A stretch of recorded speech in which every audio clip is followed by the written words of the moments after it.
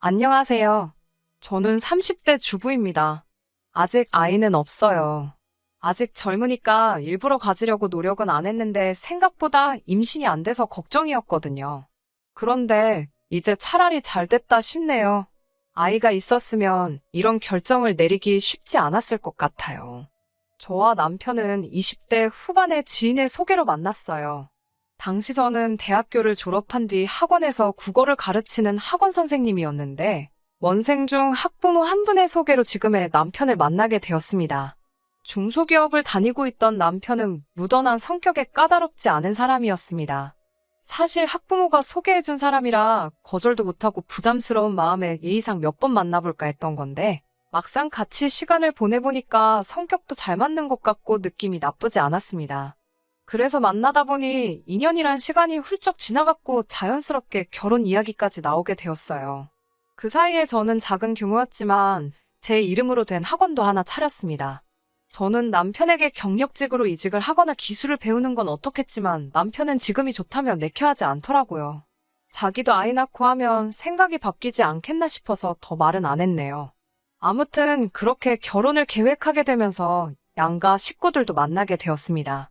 시아버지는 워낙에 무뚝뚝하고 말씀이 없으신 분이셨고, 시어머니와 신우는 전형적으로 사이좋은 모녀 사이였습니다. 신우는 남편보다 4살 어리고 저보다는 2살 어렸는데 아이가 한 명 있었어요. 고등학교를 졸업하면서 사귀던 남자친구 아이를 갖게 되었는데 애 아빠는 바로 군대로 가버리고 군대에 다녀와서는 잠수를 탔다나 봐요. 아무리 수소문을 해도 찾을 수가 없었다면서 포기하고 신우가 혼자 키우고 있었습니다.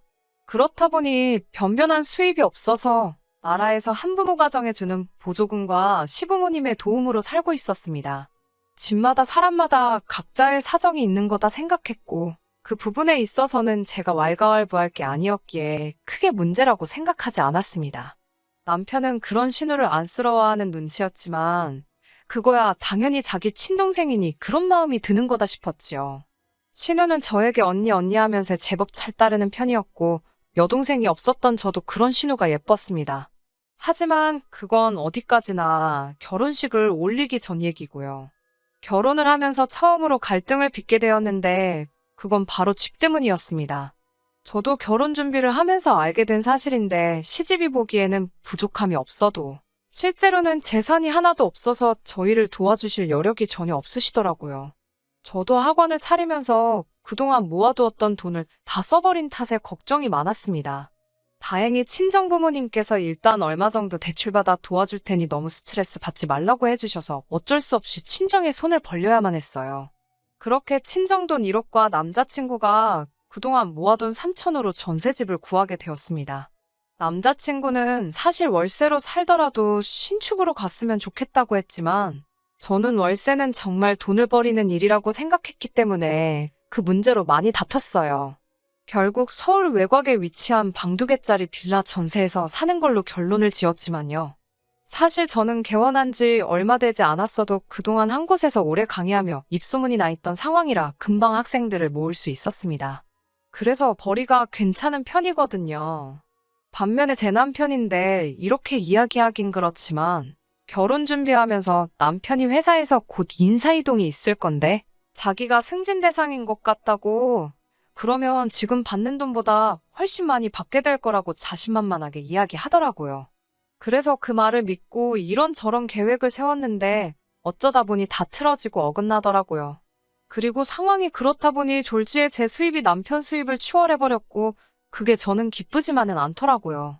그런 와중에 남편이 계속 신혼인데 신축에서 새로운 마음으로 시작하자라거나 은행에 대출 갚고 이자 내는 거나 월세나 비슷하다고 우기면서 좀 힘들었습니다. 하지만 솔직히 파혼할 정도는 아니라고 생각했어요. 주변 친구들도 다 결혼 준비하면서 이 정도는 싸운다고 했고 저는 파혼하게 되면 주변 사람들이 절 어떻게 볼지 두렵기도 했거든요. 조금 다투더라도 결국 내가 이기면 되지 않겠나 그렇게 마음을 먹고 버텼던 거예요. 그런데 결혼 생활이라는 건 정말 두 사람만 괜찮다고 다 되는 게 아니더라고요. 자꾸 외부 요인으로 다투게 되니까 그게 힘들었어요. 특히 신우와 시어머니 때문에 많이 힘들었습니다. 시부모님과 신우는 지방에서 살고 있었는데 차로는 2시간이 넘는 거리였어요.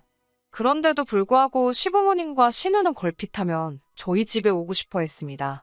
특히 저는 주말에 남편이랑 맛집도 가고 놀러도 다니고 싶은데 시부모님은 이런저런 핑계를 대시며 어떻게든 올라오려고 하셨어요. 처음에는 저도 거절하기가 어려워 그럼 오시라고 했지만 그것도 하루 이틀이지 몇 달을 그러시니 죽을 마시더라고요.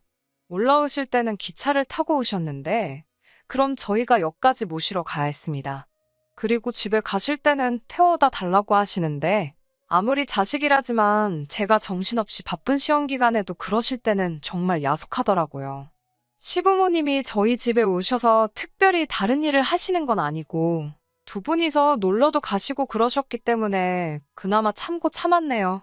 더 문제는 신우였습니다. 신우는 항상 그 6살짜리 애를 데리고 왔는데 그 애를 저희한테 맡겨놓고 놀러를 나가기 일쑤였어요. 처음에 한두 번은 나이 어린 신우가 맨날 집에서 애만 보고 얼마나 갑갑하겠나 싶어서 좋은 뜻으로 봐주고 했습니다.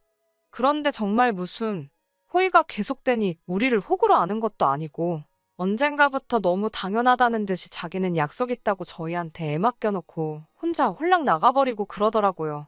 저라고 그런 신우를 상대로 머리를 안 써본 게 아닙니다.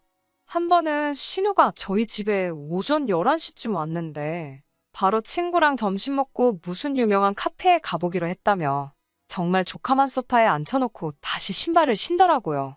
그래서 저희도 약속이 있어서 나가야 한다고 하니까 같이 온 시어머니가 둘 다 나갔다 오라며 당신이 집에서 애를 보고 있겠다 하시는 거예요. 그런데 저희 집에는 제가 처녀 때부터 기르던 강아지가 한 마리 있거든요.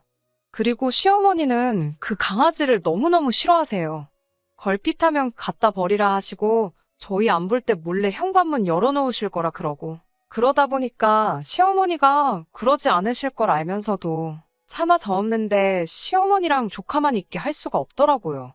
결국 그날 신우는 친구 만나러 가고 저는 결국 시부모님 모시고 조카 데리고 다 같이 시간을 보내야만 했습니다. 신혼인데 계속 이런 일이 반복되니 남편과 제 사이도 좋을 리가 없었고요. 사실 남편이 나서서 교통정리 좀 해주면 좋겠는데 자기가 나서면 일이 커진다면서 조만간 자기들이 지겨워서 나가 떨어질 테니 좀만 참고 버티자고 그러더라고요. 저도 솔직히 괜히 유세 떠는 것처럼 보일까봐 조심스럽기도 했고 날 추워지고 하면 그나마 덜 오시지 않겠나 싶기도 해서 참고 참았습니다. 그러다 결국 이 사단이 나버렸나 싶습니다. 진작에 신우를 못 오게 했으면 제 가정도 멀쩡했을까 싶은 생각도 들어요. 신우가 언젠가부터 아침 일찍 나가서 밤늦게 들어오거나 심지어 이튿날이 돼서 들어오기 시작했습니다. 학원이 단과 학원이다 보니 제가 주말에는 일이 없으니 저랑 남편이 번번이 집에서 조카를 봐야 했고 기약 없이 들어오지 않는 신우를 기다려야 하는 상황이 생기더라고요. 연락을 해도 지금은 전화를 받을 수 없습니다 같은 메시지만 달랑 오고 저로서는 걱정도 되고 화도 나고 갑갑하더라고요. 그래서 몇 번이고 남편한테 신우한테 연락 좀 하라고 그리고 이럴 거면 제발 못 오게 하라고 화를 냈어요. 남편은 그러면 또 알겠다고 대답은 잘하는데 실제로 달라진 건 없었습니다. 그리고 결국 신우가 며칠이 지나도록 안 들어오는 일이 발생했어요. 시부모님은 주말이 끝나기가 무섭게 당신들 집으로 돌아가신다 하시기에 일단 손녀딸도 데리고 가시라 하니 노인네 둘이서 애를 어떻게 보냐면서 신우 들어올 테니 저희더러 데리고 있으라고 하셨습니다. 제가 저나 남편이나 다 출근해야 하는데 어떻게 애를 데리고 있냐고 하자 시어머니는 그거야 젊은 사람들이 알아서 해야 하지 않겠냐고 그러시는 거예요. 제가 신우 걱정도 안 되시냐고 신우는 연락도 안 되고 어쩌면 좋냐고 하니 다 큰애가 뭐가 걱정이냐 하시는데 뭔가 쎄한 느낌이 들었어요. 왠지 나 빼고 온 가족이 다 걱정이 없는 느낌이랄까요.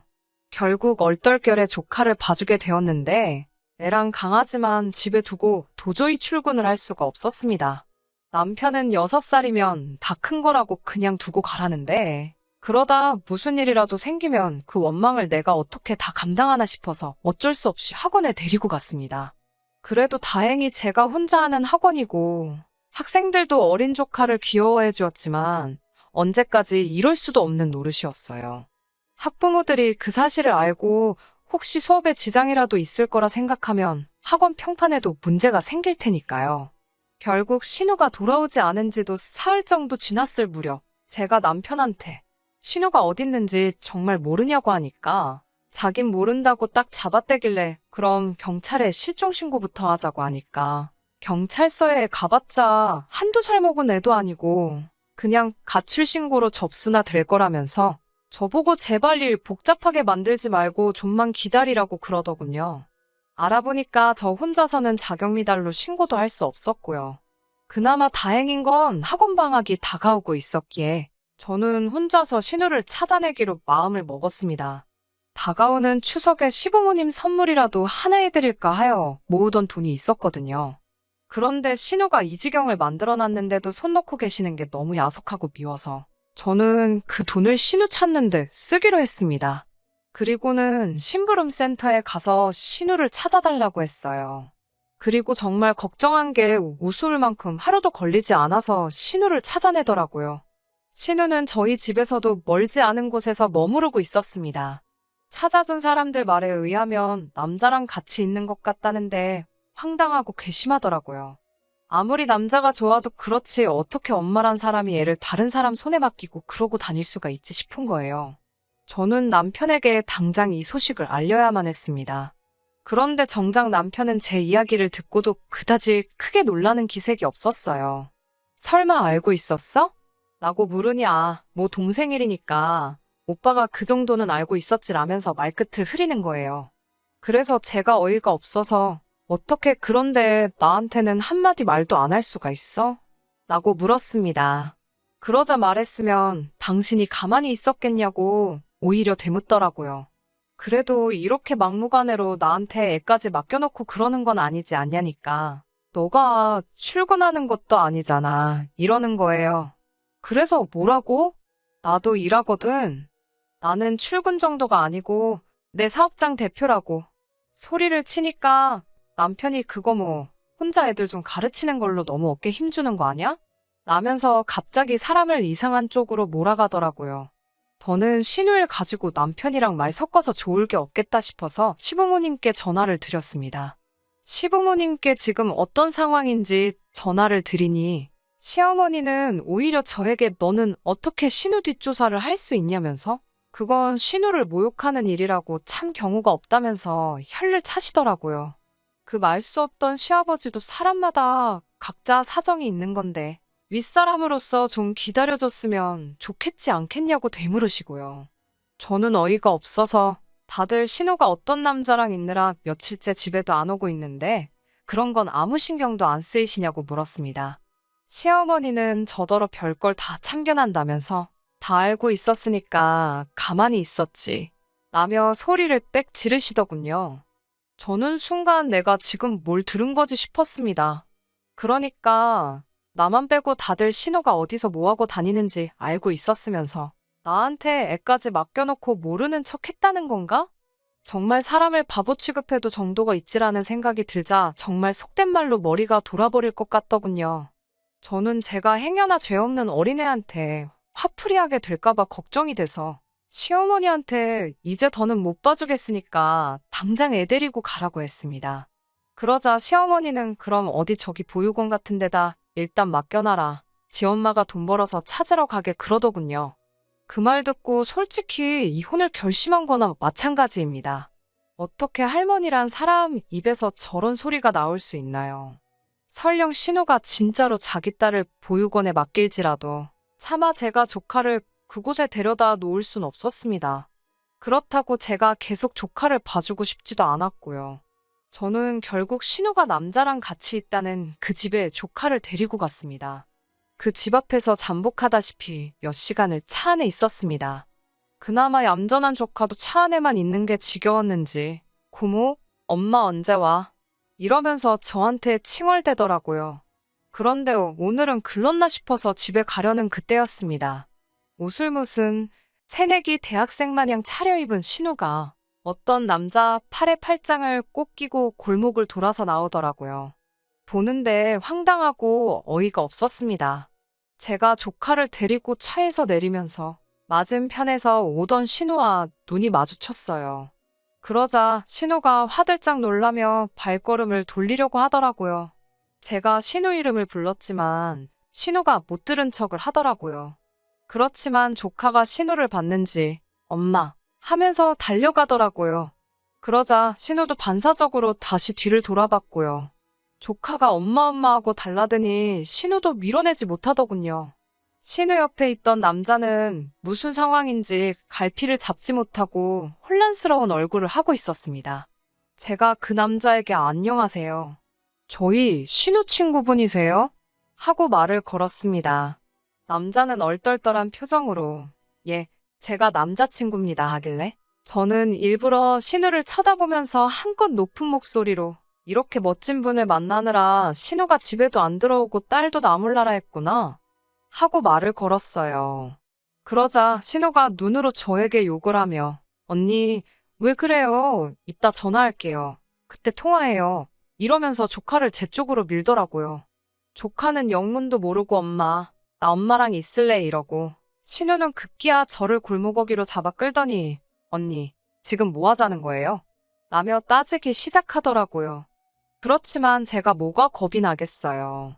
저는 당당하면 저 남자 앞에서 얘기하라며 신우 팔을 뿌리치고 다시 그 남자한테 가서 조카를 들이밀었습니다. 예쁘죠? 우리 신우 딸이에요. 사진은 보여준 적 있어요? 남자친구분이 우리 조카도 자식으로서 받아주기로 한 거예요? 정말 대단하신 분이다. 라고 아주 갖은 오바를 다 떨면서 신우 남자친구라는 사람에게 말을 걸었습니다. 그러자 신우가 진짜 왜 그러냐고 소리치면서 닭똥 같은 눈물을 흘리더군요. 남자가 잠깐 아무 말도 없더니 신우한테 너 결혼했었어? 이러는 거예요. 신우가 결혼한 건 아닌데 라면서 말끝을 흐리니까 남자가 다시 그럼 얘는 네 딸은 맞는 거야? 이러더라고요. 그러니까 신우가 내 딸 맞다고 미리 말 못해서 미안하다 사과를 하고 있으니 남자가 신우한테 진짜 어이없다며 비웃음을 날리더니 너 진짜 인생 그렇게 살지 말라고 뭐라 하더라고요. 어떻게 엄마라는 여자가 애도 숨기면서 남자를 만나냐고. 너 같은 여자는 트럭으로 줘도 싫다면서 남자가 아주 질색을 하고 떠나더라고요. 신우는 당장이라도 제 뺨을 칠 기세로 씩씩거리면서 내가 널 가만둘 것 같냐고 하길래 너야말로 내가 널 이쯤에서 가만둘 것 같냐고 받아쳤습니다. 그 길로 신우 품에 조카 줘버리고 집에 오니 벌써 남편은 신우한테 들었는지 아주 얼굴이 벌개져서 벼르고 있었다는 표정이더라고요. 하지만 저도 이미 이 식구들이 다 저를 바보등신으로 만들었다는 걸 알았기 때문에 일단 가족관계에 아무런 미련도 없었거든요. 그래서 그런 남편을 보고는 뭐 열받아 아주 웃기고 앉아있네 한마디 해주고선 남편 짐을 챙기기 시작했습니다. 이윽고 시모한테도 전화가 와서는 네가 기어이 우리 딸 혼삽기를 다 막았다면서? 라고 대뜸 성질부터 부리더니 너 때문에 우리 딸 인생 망쳤다고 저보고 보상하라고 악을 쓰더라고요. 알고 보니까 그 남자가 의대를 졸업하고 서울 모 병원에서 레지던트 하면서 자취를 하고 있었나 봐요. 그러다 술자리에서 신우랑 알게 됐는데 신우가 팔자 좀 고쳐보겠다고 그날 어떻게 하루를 같이 보냈던 걸 빌미로 아주 사귀자고 들이대다가 어떻게 잘 풀렸는지 연애까지로 발전했던 사이랍니다. 그런데 제 덕에 산통을 깼다면서 다들 제 탓만 하더라고요. 진짜 뭐 이런 집구석이 다 있나 싶어서 남편한테 그냥 이혼하자고 했어요. 가전제품이랑 가구 대부분 다 저랑 남편이 각자 자취하면서 쓰던 거 그대로 들고 왔었고 전세 자금으로 들어간 1억 3천이 전부였는데 그중 남편 몫은 3천 정도였으니 그건 제가 지금 당장이라도 줄 수 있다고. 그러니까 이혼하자고 그랬습니다. 남편은 자기가 왜 이혼을 하냐? 그리고 왜 내 몫이 3천밖에 안 되냐고 따져묻더라고요. 여태까지 자기가 벌어다 준 돈이 얼만지나 아냐면서요. 네 벌이야 뻔하지 않냐. 그놈의 승진은 대체 언제 된다는 거냐. 아주 대판 싸웠어요. 이 집에 들어간 돈 3천이 전부고 네가 번 돈 가지고 생활비도 겨우 한다고요. 결국 그 문제로 며칠을 서로 씨름을 하다 제가 변호사를 선임해버렸습니다. 변호사 말로는 지금 이혼의 귀책 사유가 남편을 비롯한 시댁에 있기 때문에 어차피 소송으로 가도 제가 이길 확률이 높으니까 걱정 말고 진행하자 하더군요. 지금은 그래서 소송 중입니다만 별 걱정도 안 되고 솔직히 홀가분하기까지 합니다. 저희가 이혼한다고 하자 그제서야 시부모님도 정신이 들었는지 자기가 자식 일이다 보니 눈에 뵈는 게 없었다며 부모 마음 좀 이해해달라고, 그리고 저에게도 미안했다고 따로 사과하고 싶다 하시더군요. 하지만 한 번 속지 두 번 속을 수 있나요? 저는 괜찮다고 그냥 이대로 다시는 서로 안 마주치면 좋겠다고 선을 그었습니다. 그 이후에 제 귀에 들려온 발언은 신우는 그 남자한테 차인 건 물론이고 남자가 어디 인터넷 유명한 곳의 사연으로 제보까지 해가지고 정말 동네 망신을 당한 것 같더라고요. 솔직히 저는 지금이라도 신우가 마음 고쳐먹고 성실히 애 키우면 살면 좋겠습니다. 그럼 누가 아나요? 정말 그런 신우를 품어줄 좋은 남자가 나타날 수도 있잖아요. 그리고 남편은 맨날 혼자 김칫국 마시며 승진 타령해대더니 결국 귀향이나 다름없는 지방 발령받고 고향도 아닌 지방으로 쫓겨나듯 내려가게 되었습니다. 저더러 같이 가자고 거기 가면 시부모도 없고 신우도 없고 오롯이 우리 단둘이서 아무 방해 없이 처음부터 다시 시작하자는데 그 면상에다 물 한 잔 끼얹을까 하다 인생이 불쌍해서 봐줬네요. 저요? 저는 요즘 학생들을 위한 수능 교재를 만들고 있습니다.